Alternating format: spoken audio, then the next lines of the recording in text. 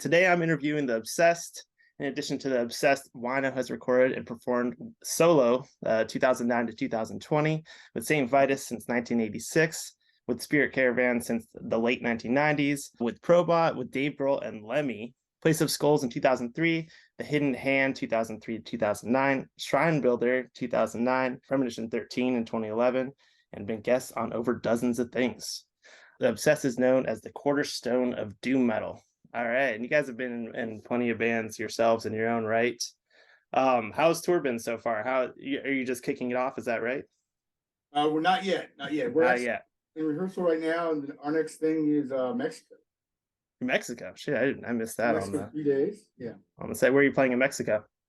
Like Guadalajara, Mexico City, and Monterrey. This weekend we have 2 shows. We're playing in Jersey at Salty's by the Sea on the 18th, and on the 19th we're playing in Saint Vitus. Yep, super stoked to see you at Saint Vitus. It's a great venue.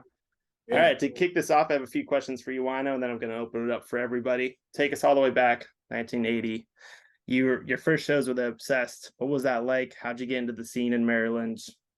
Any and all thoughts? Like, kind of just bring us back.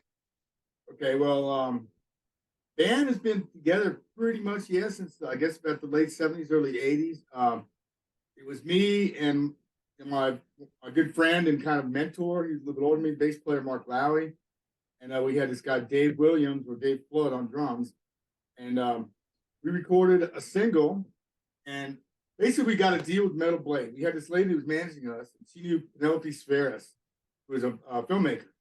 And she went to California, stayed with Penelope, started shopping demo we had made. Ended up getting us a deal with Brian Slagle and Metal Blade. Now, his deal at the time was you got to do 1 song on his Metal Massacre series, and then you'd get a full length. So we did the 1 song on Metal Massacre 6, but right then is when thrash hit. Like on that particular record, you've got Nasty Savage, Zest, the thrash bands basically. Slayer just taken off, and was starting to just start their reign, basically.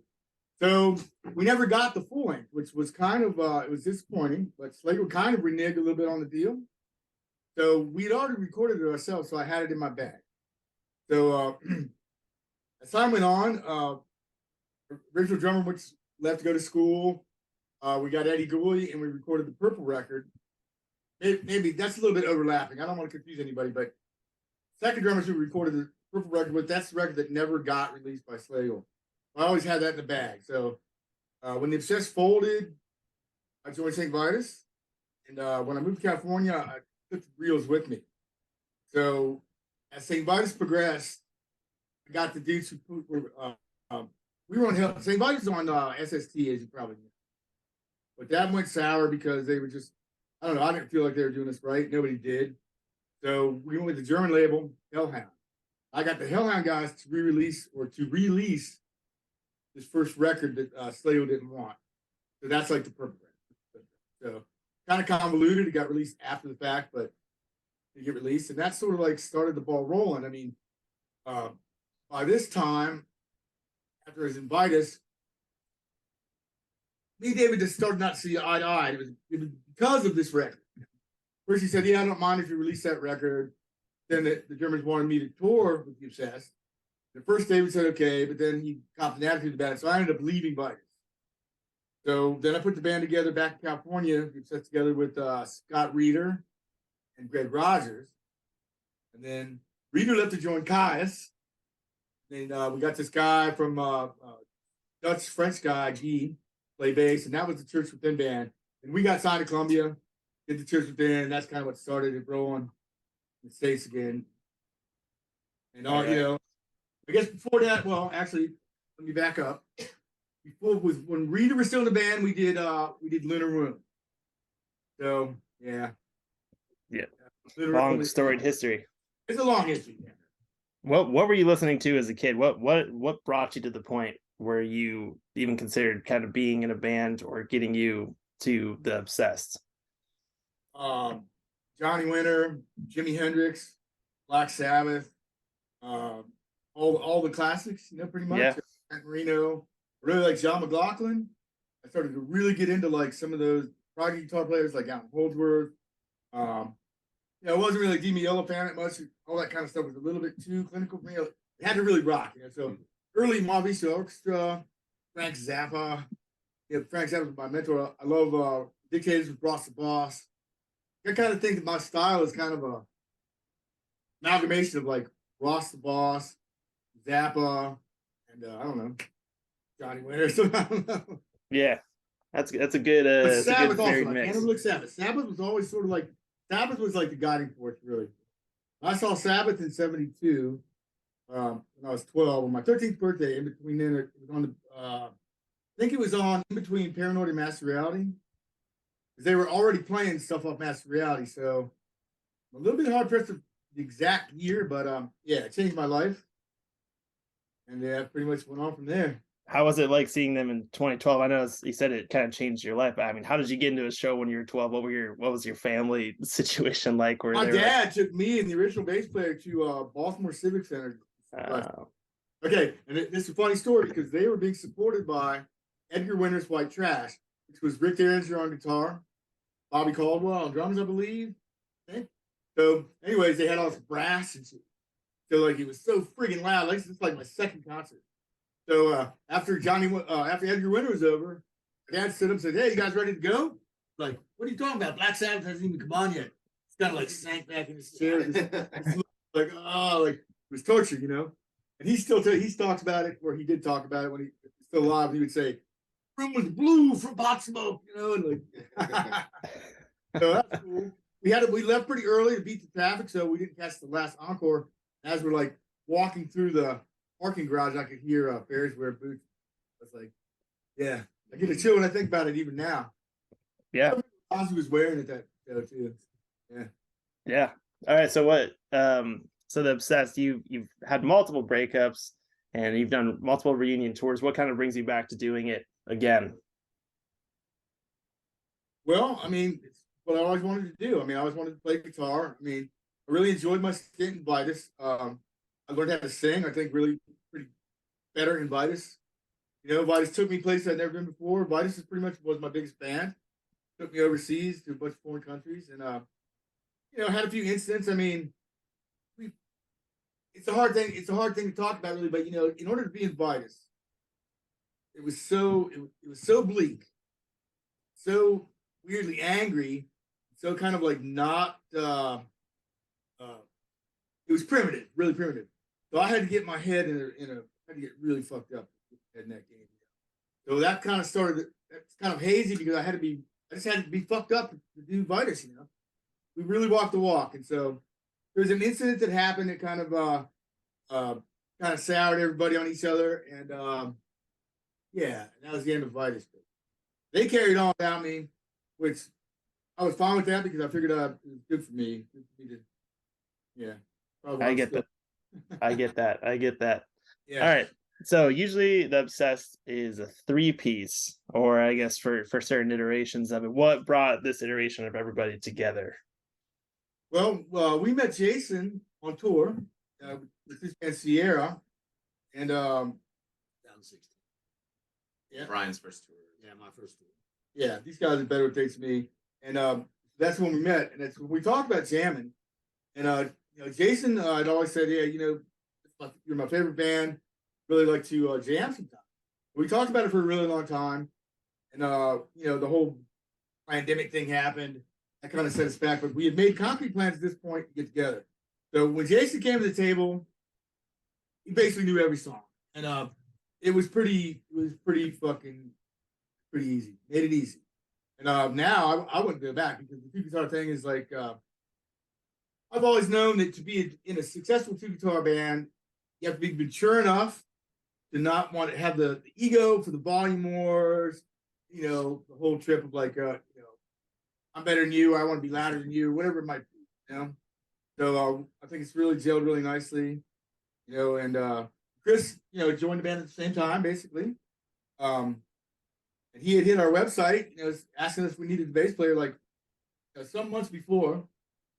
And we went through some bass player stuff with we had some problems with our last guy. I mean, he was a great player, but he just wasn't one of us, So man, it all clicked when we got together. So Chris, you just hit him up on the website?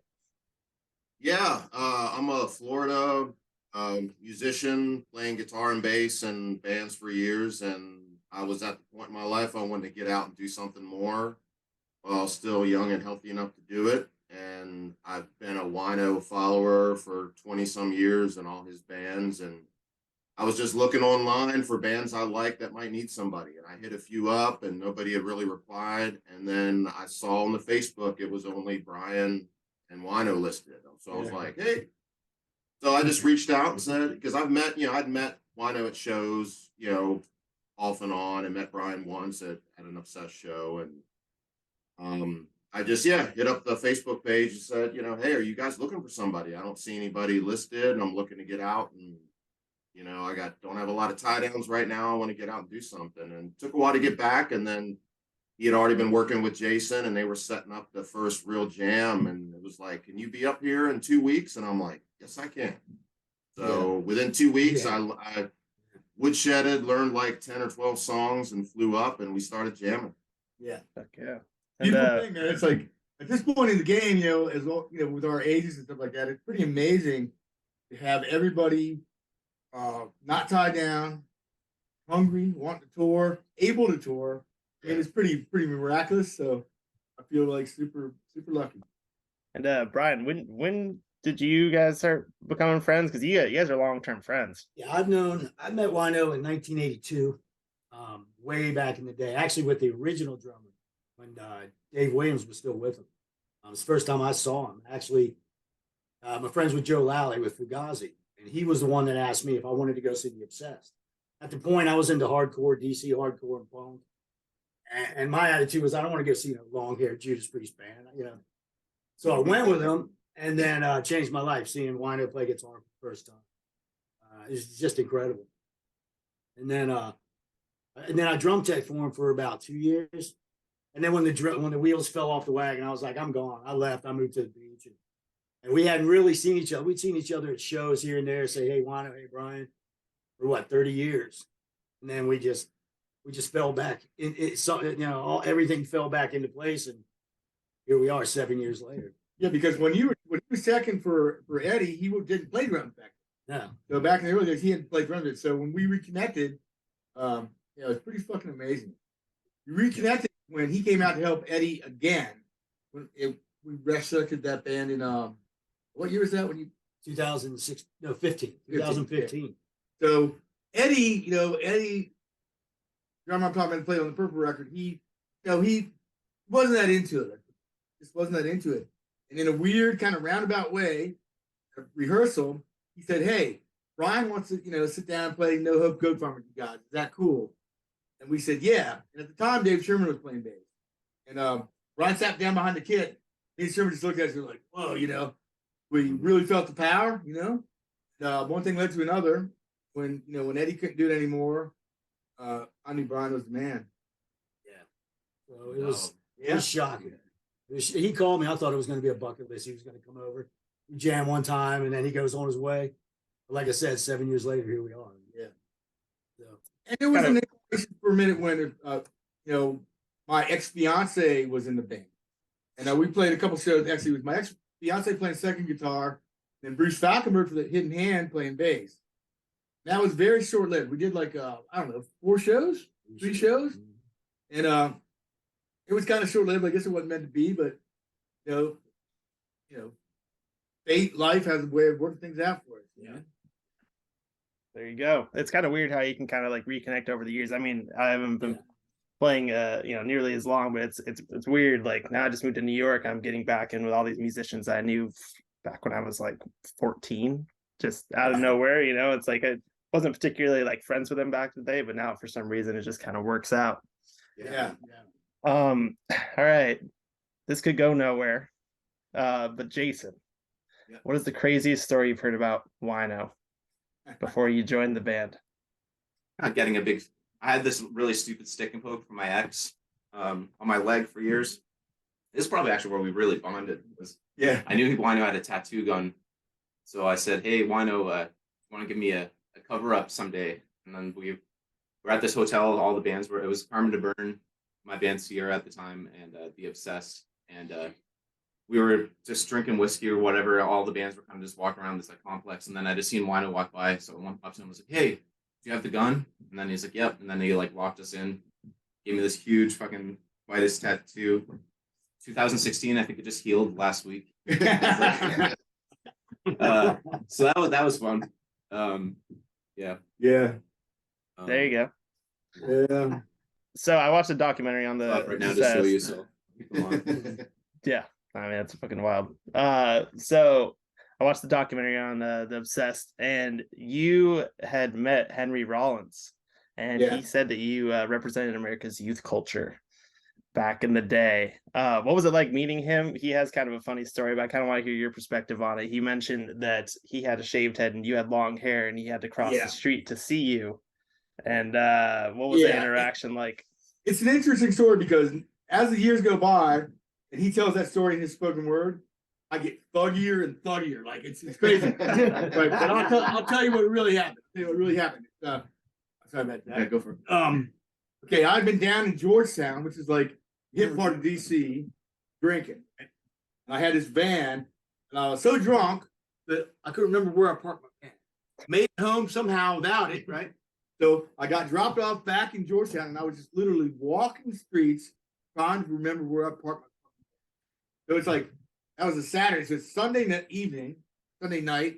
There's nobody on the streets, right? Me. All of a sudden, I see this skinhead guy walking, We're definitely going to cross paths. Back in those days, there was definitely like a skinheads and the long hair things was pretty intense. There was definitely like a rivalry or there's definitely some animosity. So both of us were kind of like, how's this going to go? We're kind of, both kind of just squaring up a little bit. As we walked by, he had a Black Flag. Just before he was in Black Flag, he was still in SOA. He was coming from his job at the ice cream park. And so, I had a Motorhead patch. And what happened was we passed down the street and I said, "Hey, cool, Black Flag." And he goes, "Motorhead, right on." And that was it.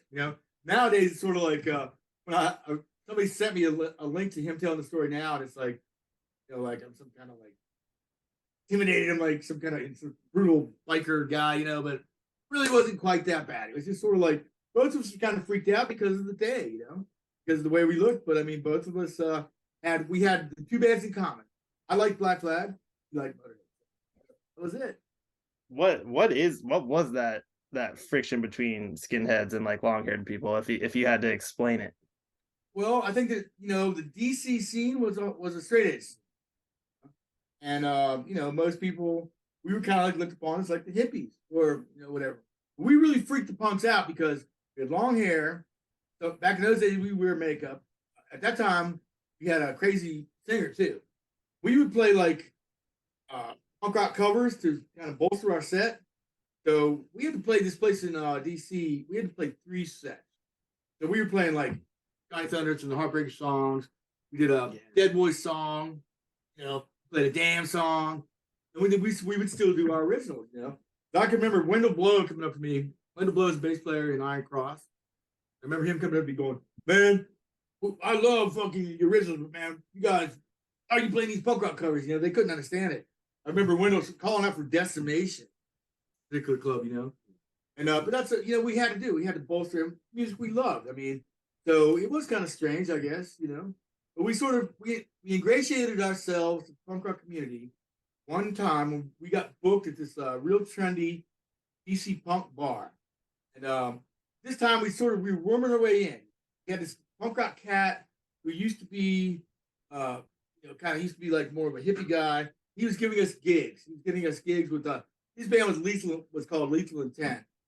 He was getting us gigs with Exploited, stuff like this. So anyways, we're playing this gig, the PA goes out. And we didn't stop. We just kept playing. I was just screaming, That's when the blow told me that's when you guys won us over or whatever, But I'll tell you something right now. The people that really stayed true to everything they ever believed in and said was Ian MacKaye.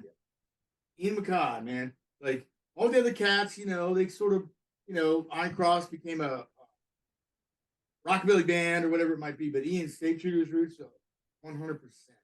You have worked with Dave Grohl and Lemmy. Those are like, two of my favorites. And so we have Probot. Kind of how the hell did that come about? and what was it like working with each of them? Probot came about because, well, you know, I've known David for a long time because he was in my area. He used to play in this band called Mission Impossible, Skinhead, really young. And I guess he was an obsessed fan, and he had always liked my stuff. And like, Spirit Caravan was on tour. I got a message from my ex-wife, and she said, "Hey, David called about asking about your publishing because they covered Iron and Stone." So we got to talking, and the next thing you know, I get this tape recording. It's the song "The Emerald Law."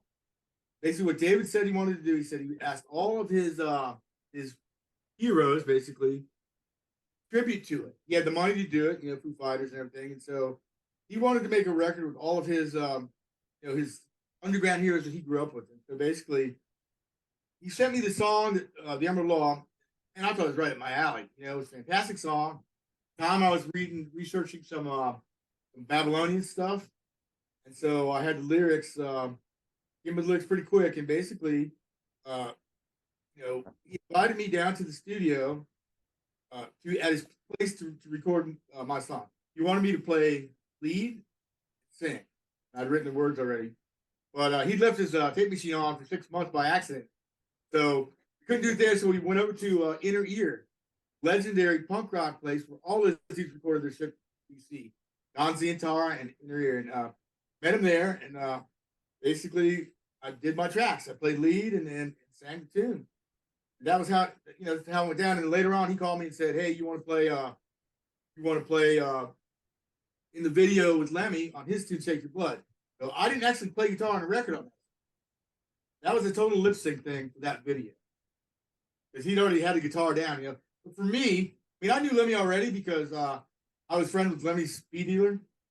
Yeah, and one time, the first time me and Lemmy met, I was over at her pad, and she says, "Oh man, I better call Lemmy back. He's been calling me for 3 days. You know, he's probably scraping bags by now." And I was just like, she would let him have it 3 days. You know, I couldn't believe it. But some dude had left this sort of World War II, some kind of World War II German patch at my house. And I knew he was a collector, so I told her, I said, "Hey, you know, tell Lemmy I've got this patch." And as soon as she told me that, he's like, "Bring him over," you know. So I went over there with her. As soon as we got in the door, he had his fucking book out, you know, blue book on World War II shit, you know. And he says, "Oh yeah, that's legit. That's German Red Cross." I was like, "Cool." He said, "Well, how much do you want for it?" And I said, "Yeah, charge Lemmy for something." I don't know, $100. He goes, "Well, what is blue book value? How about 25?" I'm like, "Sure." I just handed the money right to her. I heard the money already, you know. But I will say this: Lemmy was one of the most intelligent people that I've ever met, and he was also extremely funny. And he had a grip really on life. At this time, he was writing a column for Rip Magazine.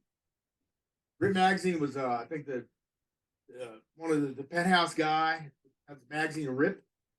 Okay, for a minute, Lemmy had a column every month, and he had written a column on religion that struck me so much. I cut it out and I had carried it around in my wallet.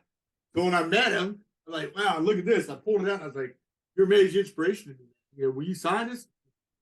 He goes, "Oh yeah." He goes, "Matter of fact, I'm doing a draft of the new column right now. Would you like to read it?" I read it and he goes, "Oh, you read quite fast for an American."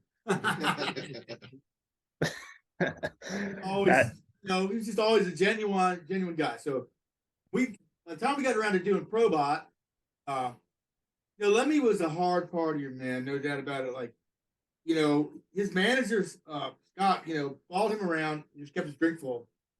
And basically by about 4 o'clock, he was ready to go. And so then, like, okay, let's finish up. Let me shoot. Let's get it done. But man, it was a pleasure working with him. And I have a couple funny stories, like of awkwardness with me, like with Lemmy. Like at the shoot, he asked me if I had a pick, and I play with really hard picks, and he plays with these really soft Perco nylon ones. And so I gave him one of my picks, and he was like, "Wow, yeah." So at the end of the fucking deal, when he's getting ready to leave, he had my pick, and he's trying to give it back to me, and he's like this, like a high five. I forgot that I'd given him the pick, So like I went to high five him, but he was actually just kind of handing the pick, and it was kind of like this weird, like awkward, like groping thing, So I don't know, man. But I don't know. It's he's just a genuine cool guy. And David is, Dave Grohl, he's a fantastic guy, great songwriter. I can't say enough good things about him, really. Yeah. And he just got off the leg of playing with Queens of the Stone Age, I think, just doing songs for the deaf maybe a few years before. And I saw that. I worked at the club at that time. I was a stagehand, and I saw that tour. That's when Lanigan would come on stage too, and Nick was playing bass. Yeah, it was great. That was great. Yeah, that's probably one of my favorite albums of all time. Yeah. Songs for the Deaf. Every band has kind of a different dynamic when they're on tour. And you guys, I mean, you've been together for, definitely a few years, but kind of what is one thing about each person going on tour? What is one thing that people can't live without? What is your dynamic on tour? How do you give each other space? How do you actually play with each other? Any and all thoughts? For me, it's like, when you're living in each other's pockets months on end, it's nice to have a little space. Sometimes you don't get it. So, if somebody gets their own hotel room for one night, sometimes we bounce that around. That's always nice, Yeah. There was man, it's a hard life. Living on the road is a hard life, It's what I always wanted to do. My only religion is boots on stage. That's if you were to completely start over with a band, I guess this would be for more new doom metal bands in general. If you had to completely start over in 2023, what would you say is the most important thing? Kind of just seeing this generation come up. I would say get a good lawyer and try to stay away from the hard stuff. Yeah. What do you think about kind of the state of music right now? What do you think about kind of these up and coming bands that you're seeing? The underground has always been great. There's always great bands coming up. The state of music as far as the mainstream stuff goes, as always, pop music is pretty bad. At least you can ignore it now. Yeah. If you I have no clue what's going on in pop music because you don't have to, right? You just listen to the underground shit that you want to, which I think is great about the internet. Yeah, the internet really changed everything. It made it easier, I think, for underground bands or young bands starting up, to bust things out, and to change everything. Really, it took all the power away from the major labels. They had an iron grip on, everything. I mean, when you sign a deal back in the day, it's like cents on the dollar, really, that you paid. And unless you had a huge hit, you were fucked. Like, for example, the Obsessed got signed to Columbia. I mean, all these people would always tell me, don't you think that's going to be fucked? Don't you think they're going to fuck you over? At the time, it was a license to fly for me, man. I really thought that, hey, we were getting our rehearsal space paid for, they're paying us a salary. Man, all the fucking cliche shit that you hear, horror stories was all true. I mean, basically,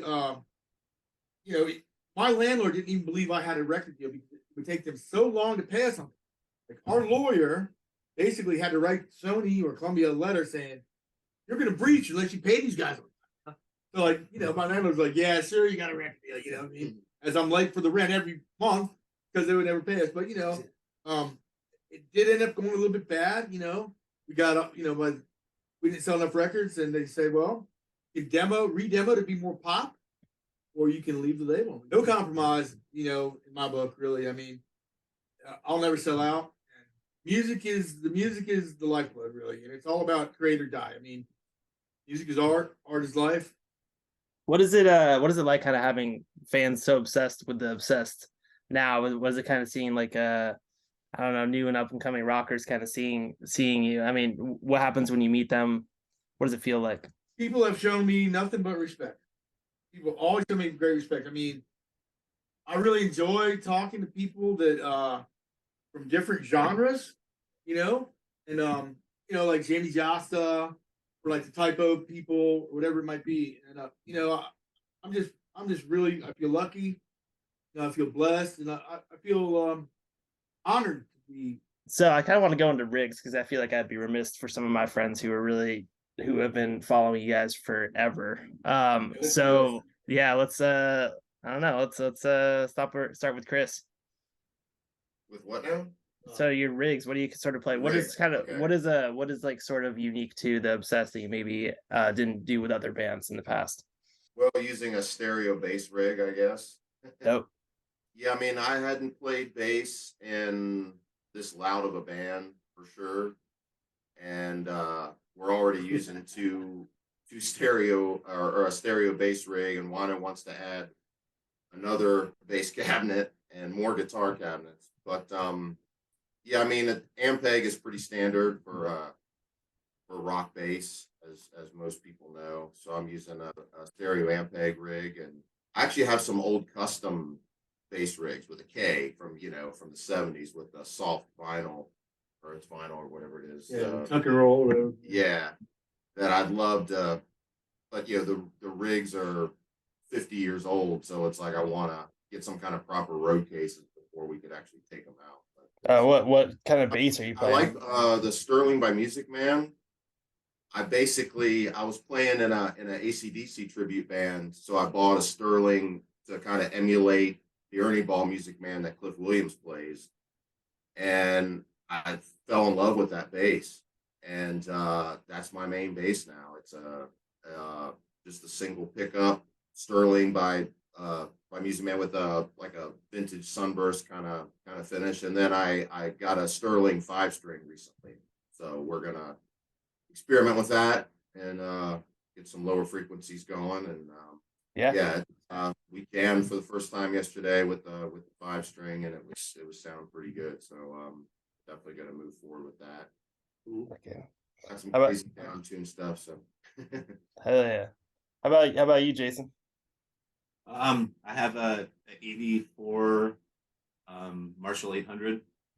I had one for years actually after touring with Carmen de Burn, because Will had one at like that exact year, and they were super expensive, but somebody had painted it white and was selling it for like $1,000 cheaper. But I would never would have painted it white, but I love the look of it. It looks like, I don't know, like an old vintage one. So I have that, and then a Mesa cab, Marshall cab, and then 2 SGs. And then I have the Vitus on Wino Blood Wings in there. And he's sending me another set of Night Prowlers. I love those pickups. And just a wah and overdrive, and that's it. Pretty simple. There you go. I mean, yeah, rock and roll. Brian, you used to be a drum tech or on the road crew, was that right? Yeah, I What do drove like way back in the day. So What do you rock and why? what I play now, I play Ludwig's 14-14 for my rack and 18-18 for my floor tom. My bass drum I made, it's a 24-20. It's actually a 10-ply. Ludwig didn't make it, so I made one. Yeah, shit. And then I got playing Feisty 2002s, which I just started playing. I played Zildjian my whole life, and then I just everyone kept telling me to play Feisty, so I went ahead and said, "Shit, I'm gonna get a set." There's nothing better. I mean, they sound so good. They sound great. And then DW 5000 pedals, Vader sticks. So, and then I got my bell. So, Yeah. That's cool. yeah, I got a bell that came from my sister's front yard. So, but it works great. Sounds great. Just a bill. But Yeah, when I'm up at Vitus. You're right. Yeah. What's up? Yeah, I'm a drummer. Yeah. Yeah, I love all that. Yeah, I haven't actually tried out Pisces all that much. I've always been kind of a Zildjian guy. I've been messing around with Minol, but yeah. Yeah, I mean, I was a Zildjian guy just that's what, when Eddie, the original guitar or drummer for The Obsessed, that's what he played. So I assume I'll just play them. But I got the Pisces and they sound great. The resonance of them is really good. Yeah. All right, and then Wino. So what makes your rig maybe different than what you were doing with Saint Vitus? What are you doing right now? Well, I've always been into like the Sun Model T head. This is like a early '70s kind of head that Sun made, SUNN, and Conrad Sunholm was pretty. He was instrumental, like in the early scene of getting some of these acts going. Like if you see old posters of the Who or Hendrix used to use Sun at some point. But he got really disillusioned with the scene when he had built Hendrix all this brand new shit. Hendrix just put the guitars in the cabins and stuff. So he made this one head called a Model T. Now it's an all tube head, and it has 2 channels, and it has a massive arm, so you can overdrive it naturally. So I discovered those in the early '90s, and I could buy them for like $250 a piece. I went around LA and I bought them all up. Okay, now they're like $5,000. You can believe that. But so basically what happened was over the years, Premonition 13, this kid walked into the show in Atlanta. He was playing in the support band, Alex Medicion. He goes, I made you, I hand wound pickups, and I made you a pickup. I was like, wow, because that's hard to do. He was young. That's like, that's was pretty intense. So that turned out to be a great thing, because at the time I was being endorsed by Lace. I wasn't really into what was happening with them. And so Alex offered me an endorsement, so I went with him. So that was a long time ago. So over the years, I've been making these prototypes for what came to be my signature pickup called the Bloodwind. So we broke that out a couple months ago at Snowblind. So that's what I'm using for pickup wise. I'm using Avidicion Bloodwind. And I've got, I'm a Les Paul guy pretty much. And I've got, I was recently bequeathed one of the most beautiful gifts I've ever had with a 1970, 1980 Gibson Les Paul Custom that Brian gave me. And yeah, it blew my mind pretty much. And then I've also got I like the electrical guitar company's Les Pauls. I've got one of those. I love that guitar. Got this Frankenstrat that I use. It has like an old 60s body with a real slutty aftermarket neck. And then I've got a 1972 ES 345 hollow body that I just got. This weird convoluted thing that happened when somebody bequeathed me an old Junior. Yeah, and then I use so then Model Ts were hard to find. Like over the years, I've gotten rid of them, because for one reason or another, usually had to pay my rent or something. Wasn't band happening. So one day I was just online researching some Model T, and I followed this thread to this cat named Andy from Solar Amplification. What he was doing, it was basically building, taking a Model T and a JMP Marshall circuit and combining them, do some mix up. So I called him up, like, hey, what's going on? He's like, oh, that's so weird. He goes, every time I'm working on an amplifier on the bench, I'm listening to your music. I'm getting chill right now when I think about it, because it was such a serendipitous thing, So that's what's happened. He made me a custom amplifier, signature amp. It's called the W model. So that's what I've been using. I've been using solar amps. Yeah. So I use solar amps, Avidicion pickups, and got a couple. This Emperor became. Have you ever heard Emperor before? Uh-huh. They're famous for making these really nice all wood, really elaborate cabinets.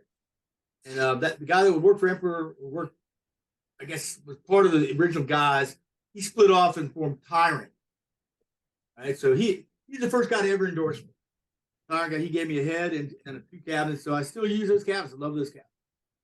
So hats off to Alex Avidicion, Andy from Solar, and Sean from Tyrant. Really, over the years, I feel like really lucky. I feel lucky, man. I feel really lucky to, to know people and to be able to, endorse their stuff. Yeah.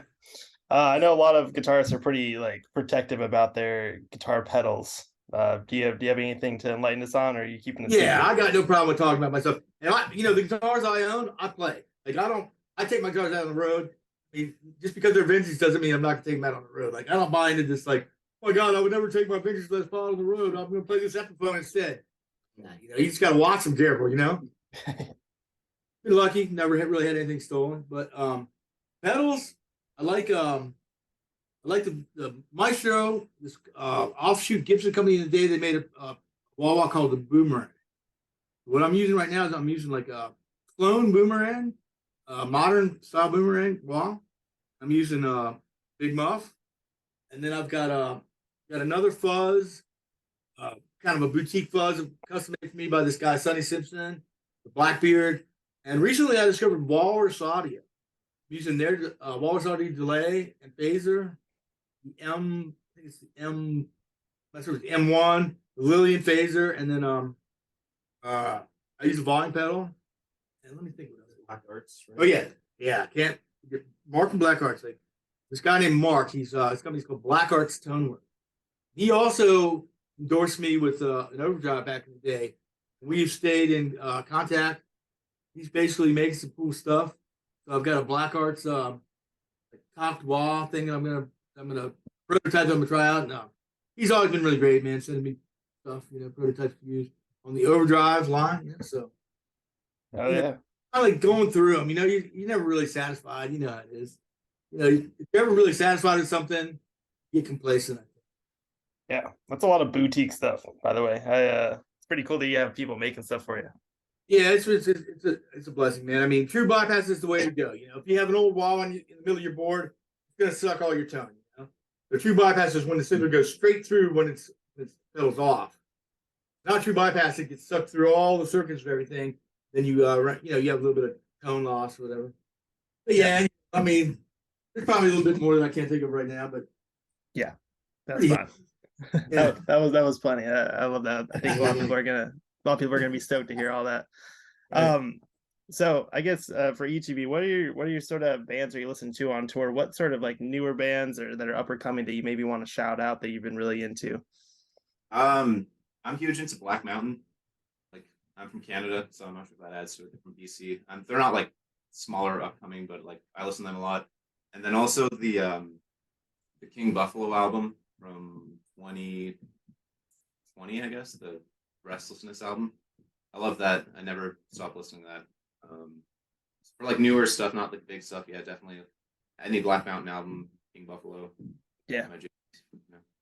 Yeah. You know, it's anything that you guys are listening to that the people should be kind of turned on to. That's pretty much what I listen to, other than like obsessed music or whatever we're working on. Yeah, of course. Yeah, pay attention to that every once in a while. What about you other guys? Leonard Skinner, don't worry. Oh yeah, they're coming up. I think they're gonna be big one day. Yeah, they're gonna be huge. Yeah. You wait. You just wait. Yeah. I mean, whenever anybody asks me this question, I always sort of draw a blank. But you know, you're ready to play some these two shows coming up with Heavy Temple. Yeah. I think they're really cool. Band. They've been together for a little while, but this particular incarnation they really dig. I like Clutch, some Clutch stuff, a lot of Clutch stuff. I don't know, Chris, what do you think? Yeah, I mean, I'm trying to think of any new stuff that everything, you know, as you get older, you think something's new, and then no, they've been around 15 years. They're not really new anymore. Hey, I consider that new. That's sometimes Yeah, I mean, I sometimes you still need to listen. revisit. I mean, I still listen to a lot of the classic, you know, Skinner and AC/DC is still my favorite band, and then you know the whole Corrosion Conformity and Down and Crowbar and I Hate God, the kind of underground stuff that's kind of in our ballpark. I mean, yeah, any new bands I've been excited about are not like I remember I was really into Witchcraft when they came out, but they've been out a while, and you know, Blood Ceremony from Canada, I really like them. They got a really unique a lineup with the flute and keyboard and female vocals. Lucifer, they've been around for like 4 or 5 albums now. From it's the drummer was in Entombed. But yeah, they've been around for a while now. So it's again, that's their but that's some of the newer stuff that like real new. Yeah, I can't really think of anything. It's usually I'm finding older bands that I didn't know existed, which again, what we mentioned earlier, the whole internet thing, being able to dig up something that you didn't know existed. Then you have this whole catalog of a band that, oh, they got 20 albums out. Now I can go back and, you know, listen to a new album each week, you know. So I think that's how it happens, especially in the internet. It kind of has to like grow and people have to really consistently be into it. And so you'll hear about stuff like I think one of my favorite bands that you guys might be, if you don't know them yet, Kylesa, which they don't even exist anymore. Yeah, big fan of that. Kylesa is how I like actually got into the whole thing. Like Sierra toured with Kylesa and Phil was our manager. So nothing but love and respect for them.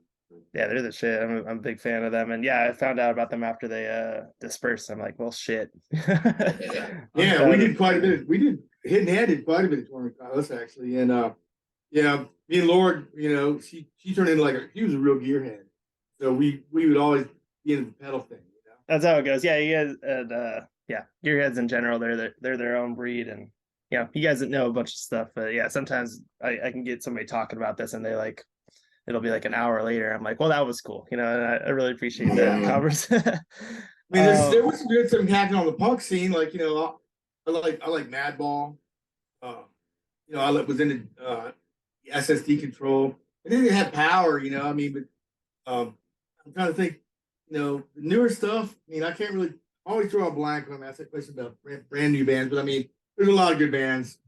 Yeah, I'm always amazed that somebody has a band has a really cool name, you know, because you know, after all these years, you'd think, fuck, you Yeah. the list is exhausted. Then somebody Yeah. comes up with a really fucking cool name, and I'm like, wow, that's fucking Dirty, ingenious, you know? dirty streets.